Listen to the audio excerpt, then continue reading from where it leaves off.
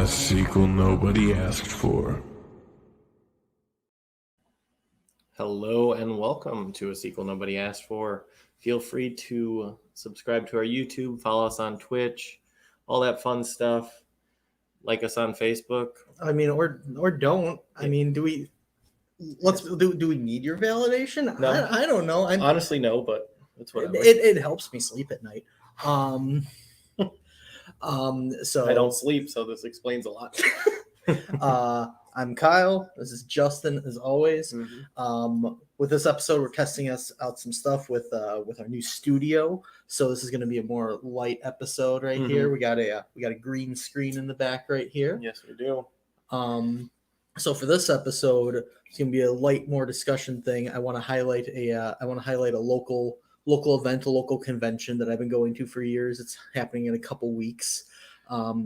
If you haven't picked up on past episodes, we are absolute nerds. Yeah. Nerds, geeks. I mean, I'm more of a geek. I don't consider myself a nerd because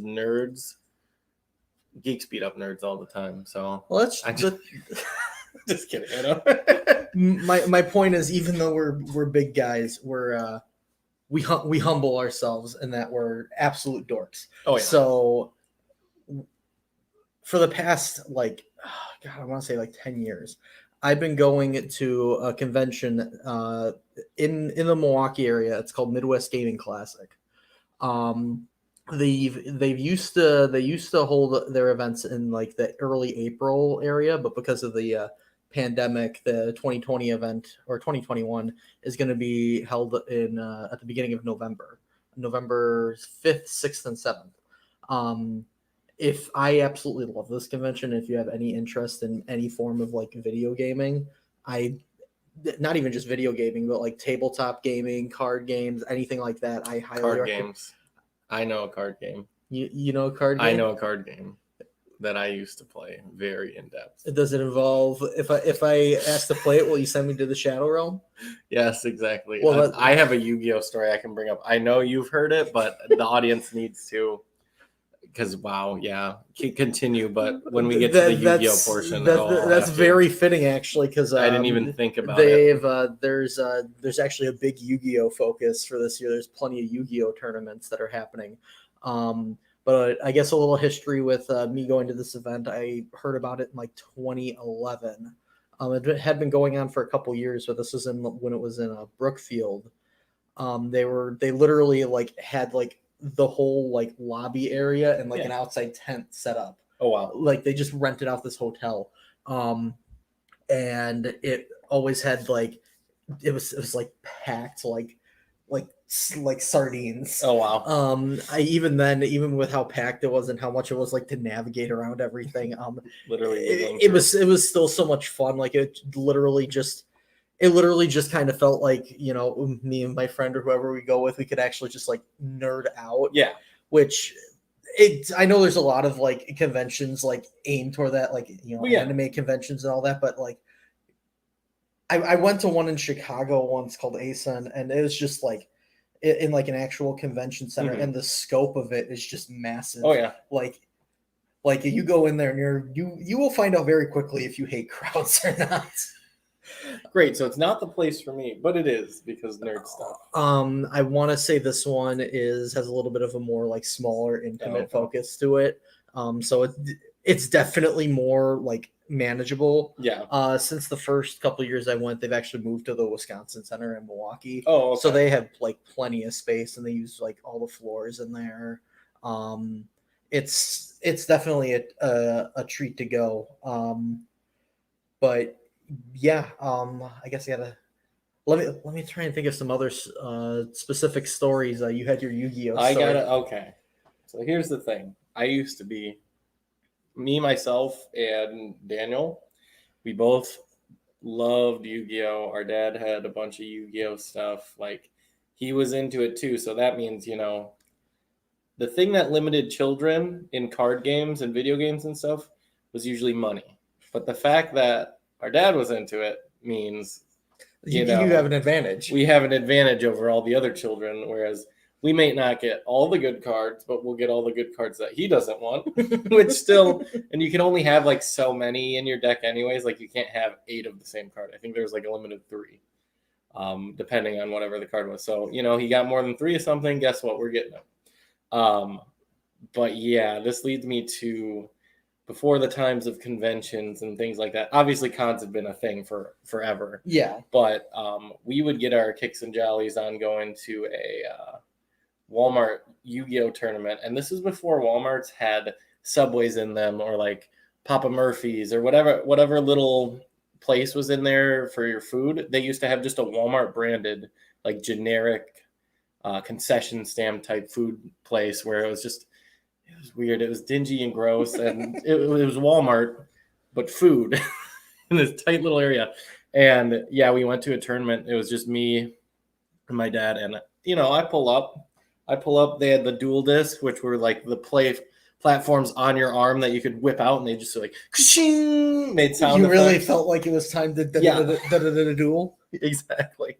So I have this whole get up. I've got this awesome deck. I'm ready to just slaughter some kids. And keep in mind, I'm 10 to 12, somewhere in there. I don't know exactly how old I was, but I'm coming up. I'm beating all these kids that were just like flipping their hair and just like, yeah, like I'm 16, I'm 17. They pulled up, they drove there. Meanwhile, I came up in the back of the car and I'm just like full on limo service, like ready to just destroy some people. I like how you say destroy some kids, but they're 5 years old. Oh, no, yeah. They definitely were because that's the thing. There weren't that many kids my age because we didn't have money to buy it. We didn't even understand the rules, but I had someone, that I could be like, hey, I know all the actual rules because I got taught properly or whatever. And so I'm destroying kids and no problem. I could probably get through like 4 or 5, no problem, easily handed the victories to me. And then I run into this one child who is closer to my age. So I'm like, okay, cool, more approachable. And I'm an anxiety-ridden piece of shit at this age. Like I'm barely like, yeah, I'm destroying these people, but I'm like, hello, hi. And then and then I go, okay, it looks like, yeah, like I knew I won, but I'd be like, oh, it looks like I won. Okay, bye. And like, so I get up to this kid, way more relatable. We're both kind of little, like portly, chunky kids. I'm like, this could be like my friend. This could be me, basically. I'm like, so I'm a little more comfortable with him. And I go up to him and I'm like, hey, you want a duel? And he's just like, okay, yeah, sure. And then like, as I sit down, I see his demeanor change and almost like in the YuGiOh show, like hat down. And he's just like, are you ready? And like his voice gets lower and everything. And I'm just like, what is going on? Like he's trying to be a Joey. Yeah, exactly. Exactly. I'm just like, okay, this is scary. I don't know what just happened. Like I said, this kid was the most like me, but I guess if I was in his shoes, I'd be doing the same thing.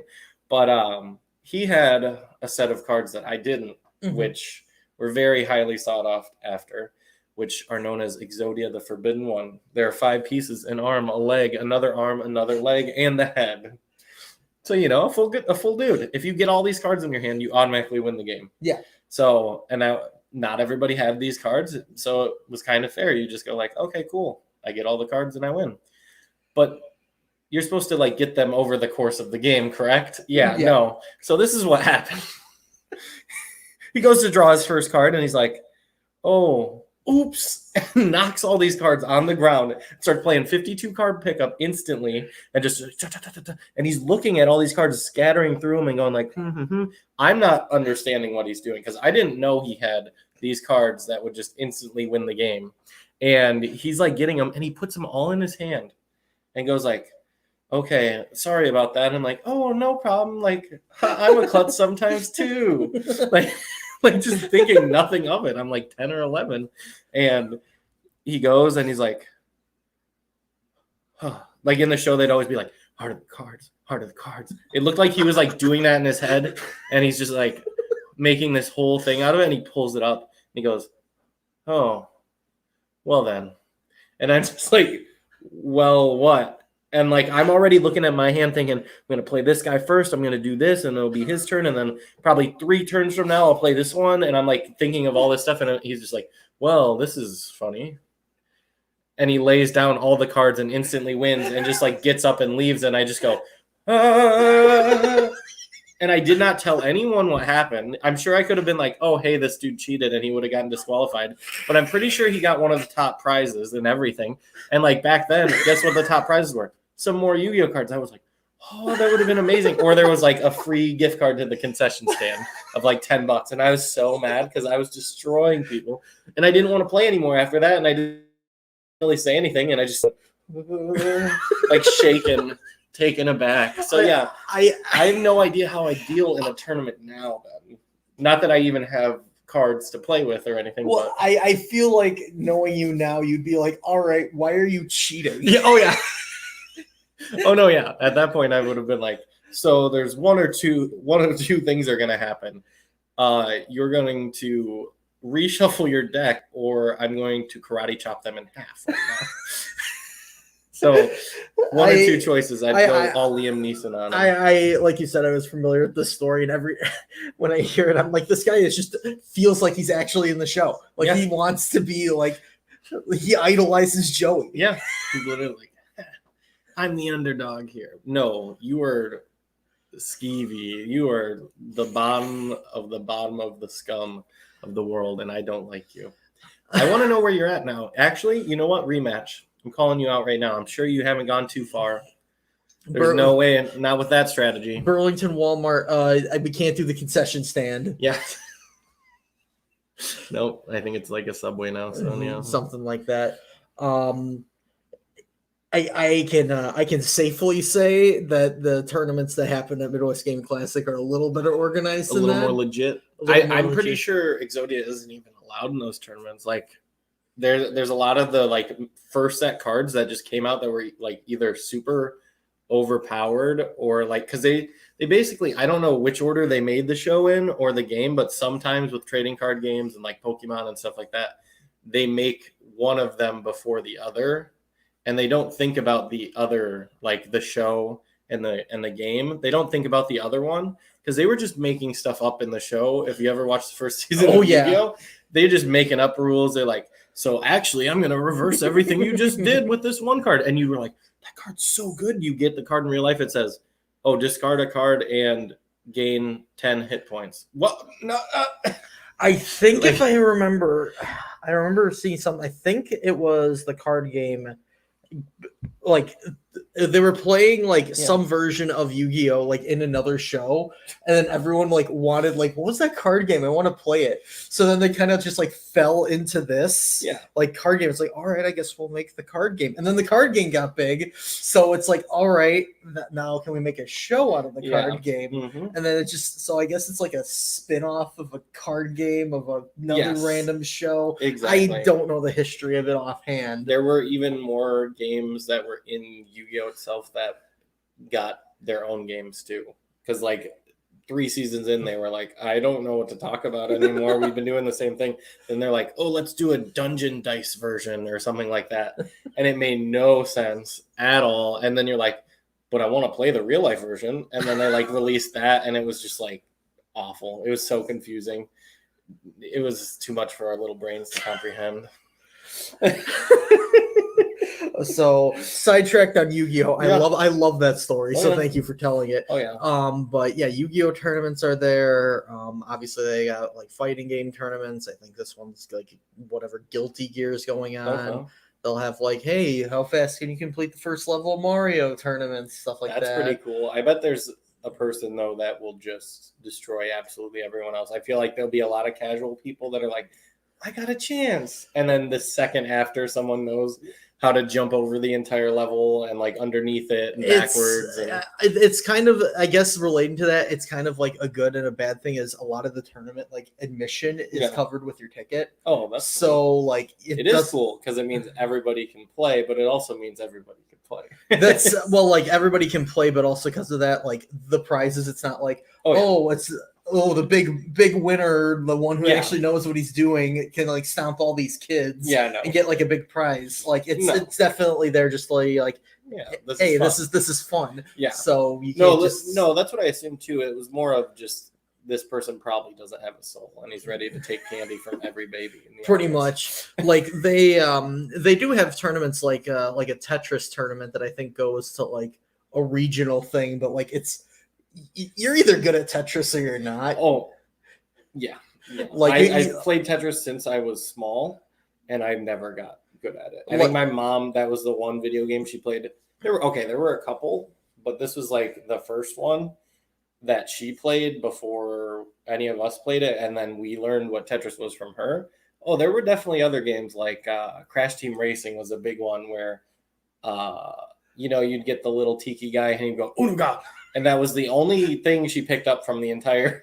Like I could say Unubaga now, and now like 20 years later, she's just like, yeah, Unubaga. Yeah, I know that dude. He's pretty cool. I love that because I played a lot of Crash Bandicoot as a kid, like all of them, even racing. And it's like, I still haven't talked to your mom, but I know we can at least get along with Crash Bandicoot. Oh, yes. Literally, Unubaga, we got her a Switch, and she plays the original Crash 2 as well. Mm-hmm. And then, but yeah, no, I had I don't remember a lot of the sound effects from that because she was too busy swearing over all of it. So it's just like how I play Mario Kart, essentially. No, exactly. Like I'm like, are you sure my mom's voice wasn't in the game? I swear. Well, and this game was rated E, really? I just remember a lot of swearing. Yeah, every time there was an explosion, I heard up. But yeah, you got competitions. The vendor hall is absolutely massive. If you are looking for anything in particular and you just can't find it, you'll find it there. Okay. Always. Do people cosplay there? Yes. Okay. I assume so. Almost every convention people cosplay. Yes. They definitely, that's one of the competitions they have. Okay. In fact, if you do end up going and see someone dressed as Diddy Kong, I know you're listening to the podcast. I definitely am planning that. Hey, there you go. The people that they get are always for guests are always pretty interesting. Like the one that I told you about is they got Richard Horowitz who ended up voicing Billy from Billy and Mandy and like Invader Zim and one of the side characters from Destroy All Humans. Yep, that one. I think he's in Psychonauts. He is in Psychonauts. He plays the main character Raz. Yep. So like, oh yeah, they got that. Cool, always certain panels that I say are on different levels of nerdiness. Oh yeah. So like there's got to be more obscure ones. Like there's intro ones. Be like, hey, what is a video game? Well, here you are. Versus like, all right, so today we're going to figure out how to actually build a mechanical keyboard here. And it's like, this is so niche. See, that is where the disconnect of geek and nerd really shine through for me. Because I feel like nerd is, I want to know how things work. And geek is more like, it just went boom, bang, bing, bing, zing, and I liked it. That's more of my thing. Though there are aspects in my life, yeah, I like to know how things come apart and stuff and blah, blah, blah. But like, no, I feel like there might be an introductory one that I might like there. But like, besides that, that's why I know I'm a geek. That is, I will find out what sound a keyboard makes when you hit someone upside the head with it, but... I guess my point in that is they cover different levels of nerd versus that's the geek. Thing is, it's got everything. If you identify with that, there's something for everybody. Even if you like are a passing geek, in passing, mm-hmm. I found out recently over the past couple of years. All the Marvel movies. I found out like recently over the past couple of years. I still need to like fully understand how they connect, but there's a big if there's a Venn diagram, there's a big connection between people who are into retro gaming and the people who are into wrestling and metal music. Okay, that doesn't surprise me at all. Like I say that and it's like, oh, it's not surprising, but when you first hear it, you're like, that's really interesting. No, like if you put all those things together along with a couple other genres of something like, oh, here's K-pop and this thing and that, you wouldn't necessarily put them all in the same group. No, I get that. But just being someone who I live in the nerd/geek sphere pretty frequently. So yeah, for me to hear that, I'm like, oh yeah, that makes absolute sense. But like you think of movies from like, oh God, I'm trying to think, what was it? Fanboys? You ever see Fanboys? Yes. They love their metal. They love their geek stuff. They love their Star Wars. Like it's all that stuff together. So it makes sense if you're living in it. But yeah, I don't know. But like even with all those like connections with the Venn diagram, they'll find ways to combine it. Like See, I know, that's cool. they've had in previous years, and I think they're coming back this year. They'd have like different musical guests, Okay. and one of them was a band called Mechanical Life Vein. I pray I'm getting that name right. And what they would do is they have like a big projector set up with like a video game playing, and they have Yeah. a member of the audience play it. But once they start playing, Ooh. they mute the like sound from the game itself, and they'd actually like cover it Wow. like while it's going on. I remember in previous years I did like they had like a Super Mario Kart going on one of the tracks right there, Yeah. and they like had it so timed to where like this is a track with like it had like water in it. This is before Yeah. you could drive in water Mario Kart, so they Yeah. just like fell and failed, and then like within a couple seconds they played the fail sound effect too while they're like They're already dragging me ready up. to go. They were like on the ball. They had people like who would like speed run games that like could do it in like 15 beat a whole game like 15 minutes, and then they just like play the music while he's playing. It's always a cool thing to see.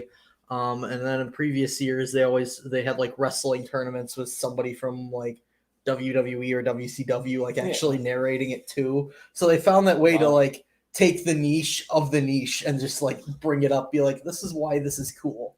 Now, all this is making me want to do is start a nerd band and play at this convention. Obviously, can't do that this year. A little too late.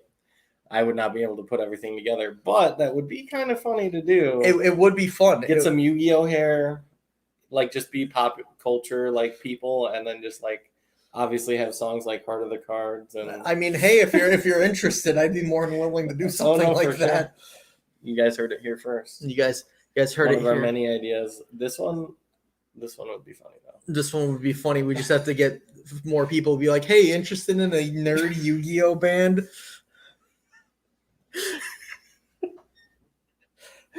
I think we found I'd sing about, like how beautiful their blue eyes are. But they're attached to a white dragon. like the song would be Be about my dark magician girl. About how we sing how like he's like singing to a girl who thinks he's singing about him, but he just wants her blue eyes white dragon. Girl, you and me confusion. I think we're onto something here, genuinely. That or like even if it's not just YuGiOh, I would like a definite like what is the Dragon Ball Z? Dragon Ball Z. Just because I think it would be funny to see all those hair styles and do like weird songs. I know in previous years they've had like the trading card game for the year was like Pokemon tournaments. See? And if there's one thing that people love to parody, it's Pokemon. Oh, 100%. 100%. No, that's the thing is if I ever did a cosplay or anything, I could never just do an accurate version of whatever it is. I would have to put my spin on it. Like one year for Halloween, I was Burger Bane. And I was literally just Bane from, The Dark Knight Rises. But I had like a chef outfit on. And I was just like, welcome to Burger Bane. May I take your order? And then, but why? Exactly. Like, what's funny? Because the sound that the machine makes when you pull up to a drive-thru reminds me of his voice. I was like, boom, boom, done. Because you would love to pull up to a freaking fast food place and hear Bane over the mic and just go like, wait, what? See, when I said why, I'm like, oh, wait, I can totally understand this line of no, it was now. super niche. I would never do something like straight up, but yeah. Oh, 100%. Just got to put on a couple more pounds. I'll do it next year. Get the mask on. Yep. There are a million quotes I had. I'm not going to say any of them. I'm going to save them. You guys. Yeah, we got a lot of work for next episode. Where we think about YuGiOh for this band that we're totally forming and playing next year at this convention. You heard it here. But hey, I mean, if you guys are interested, it's coming up pretty quick, November 5th, 6th, and 7th. They have you can attend just like one day or all three of them. I know Sundays they're like family day, so they have more like family events, and it's like $20-$25 to go. Yeah. So it's like, which I don't know if you've been to any other conventions, but that for like the whole weekend to go with for like the Saturday and Sunday. It's like $60, which is I think other conventions are like double or triple that price just for the tickets. So I highly recommend going. And this is the first time we've endorsed something on the podcast. Oh yeah, for sure. Without it being like John Heater. Oh yeah. Oh, 100%. On that vein too, this sounds like cons are good because they're like, I don't know if people are familiar with this, but Summerfest obviously is like a collection of people and bands that you go and see, and then you're going for a certain band and you might stumble across like some other music, because like I went to Summerfest just to see my favorite band at the time, which is probably still my favorite band, but like they weren't on a big stage or anything, but I was like, I go up there, I'm like, okay, this is awesome, and you get to see all these people that are also into the same thing as you. And I had no idea how many people, because it wasn't like the show was just for them. Mm-hmm.